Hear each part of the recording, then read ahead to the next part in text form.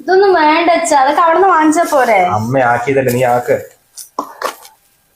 Train നാളെ 6 മണിക്ക് തന്നെയല്ലേ? 6 മണിക്ക് കോഴിക്കോട് തന്നെയാ. മോളെ ശ്രദ്ധിച്ചൊക്കെ പോണേ, മഴയാണ്. അമ്മ ക്ലാസ്സിന് ഞാൻ മാത്രമല്ലല്ലോ, ടീച്ചേഴ്സും കുട്ടികളൊക്കെ ഇല്ലേ. പിന്നെ സ്റ്റഡി ടൂർ അല്ലേ, പോവാതിരിക്കാനും പറ്റില്ല. അമ്മ ടെൻഷനൊന്നും അടിക്കണ്ട. അല്ല സോദി, നാളെയല്ലേ പോകുന്നത്, അതിന് ഇപ്പൊ തന്നെ പാക്ക് ചെയ്യുന്നേ? എടാ നാളെ വൈകിട്ടാണ് കൊണ്ട് കാര്യമില്ല, ഇപ്പൊ തന്നെ എല്ലാം ആക്കി വെച്ചാൽ നാളെ മറക്കാതെ കൊണ്ടുപോകാൻ പറ്റൂ. എടോ നീ പോയി കഴിഞ്ഞാൽ ഇനി ഒരാഴ്ച കഴിഞ്ഞല്ലേ വരുള്ളൂ, അതുവരെ വീട് ഉറങ്ങി കിടക്കുന്ന പോലെ ഉണ്ടോ? നീ പോവാതിരുന്നൂടെ? ഓവർ ആക്കല്ലേ മോനെ. അപ്പൊ ഞാൻ കല്യാണം കഴിയുമ്പോൾ നീ എന്താക്കും?